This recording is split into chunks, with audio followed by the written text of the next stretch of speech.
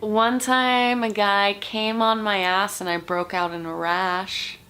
That was weird. I think it was because he was on steroids, honestly. One day at the end of the scene, the rest of the crew, they were packing up and I was in the kitchen, like getting dressed and filling out the paperwork.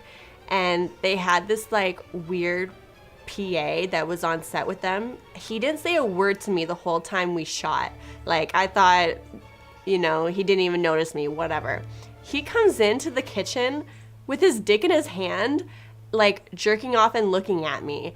And he's like, just touch it. He was European. Just touch it. One time, just touch. I just was not expecting that. Like I turn around to some guy jerking off and like looking at me weird. Like he had a weird look in his eye. I was trying to look around to see if anyone was around. So I just said, no, really loudly, and that kind of spooked him. So he like put it in and he left. But yeah, I haven't seen him ever again. Thank God. Cause that just creeped me the fuck out.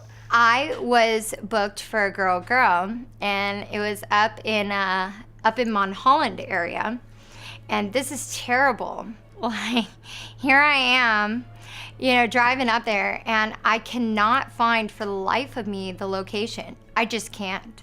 And I'm texting my girlfriend who had, you know, texted me. She's waiting there, and you know, she's going, where are you? And I'm early. But I didn't know where she was, and she's almost there. She goes, look, the location's right here. It's right here. And I'm going, dude, I can't find it. Well, then I went, I found it. I pull in, and the door's unlocked. And this couple is sitting on the couch, you know, laid back. The lady's legs are like this on the guy, and they're like they're about to get it on.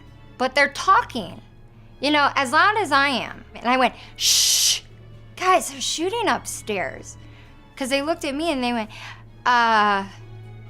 who are you? And I'm like, shh, they're shooting upstairs. Oh my God, your dog is so cute. And here I am, talking to my girlfriend. I went, hey, I'm here. Where are you? She goes, I don't see you. I'm out back. And I'm like, and they're all like, who are you looking for? And I'm all, where are you? I'm in someone else's house, aren't I? I'm at the wrong location, aren't I? And these two people are complete strangers, aren't they? She goes, yeah. I went, this isn't where I'm supposed to be. All of a sudden, that fucking dog that was all cool became not cool. It was Cujo. Fucking like, what the fuck? You were all cool. The two people were like, oh my God, calm down. I'm all like, dude, get your fucking dog off me. It's like biting at my leg. The guy's like, I'm sorry. The woman is like, I'm sorry. Like, I'm sorry for breaking into your house. It was my first messy BJ scene.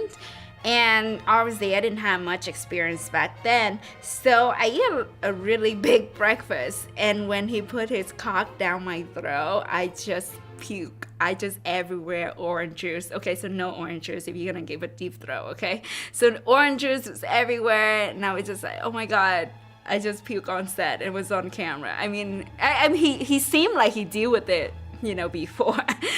But I think it was just kind of embarrassing for me. Like, oh my God.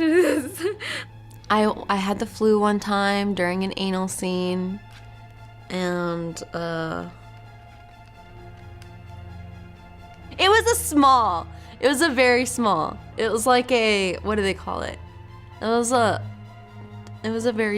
tiny shardy. It was a mash nugget. It was a tiny shardy mash nugget. Okay, that doesn't make it any less embarrassing, so whatever, poop everywhere, yes.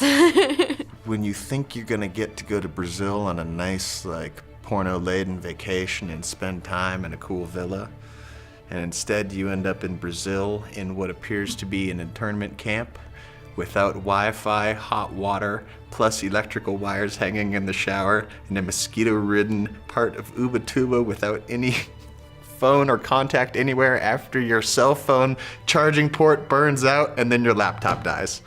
We did film scenes, and I almost got paid for all of them. While I was on set, we actually had about 20 cop cars show up in front of the house, and the director at the time was terrified. Everyone was scared because we all thought we were about to get arrested, and the director though was freaking out, pacing back and forth. No one leave the house, no one leave the house. It was literally like they locked down the house and there was a bunch of cops all around the house surrounded. And I was there with a good girlfriend of mine, Danny Daniels, and me and her looked at each other and I was like, fuck this. I'm not gonna stay here with all of these people and act like I'm guilty. I'm not guilty. They hired me to show up. I didn't do shit wrong. So me and her were like, we grabbed our stuff, and she was, at first we were like, so should we book it? Like, should we like hop over the fence, you know? And that's at first what we were going to do, but we had so much luggage, we were like, okay, we can't do that. She goes, we just gotta own this. And so Danny, of course, she's all like, yeah, hey, just saying hi, waving to them and everything. And I was like, I can't do that, I can't do that. I gotta just go to the car. Just go to the car, be quiet, don't even look at him. So yeah, that's what I did. That was a scary experience. My worst porn horror story was one day I showed up on set and I was walking towards the bathroom and I smelt what smelled like rotting tuna, not even in the bathroom yet. And I walked in and my female talent had her leg up on the sink and she was wiping her pussy with a Summer's Eve wipe, which smells great. So I was like, okay, hopefully that'll fix that. Other than that, I'm freaking out and I don't think I can do this. Well, she left the room and the smell lingered for a good several minutes. And I was brushing my teeth and whatnot, and I was texting my friend, oh my god, I don't know if I can do this. I think this girl has BV. I'm not really sure. Hopefully, maybe it was someone else, or hopefully the wipes will take the smell away from her actual pussy.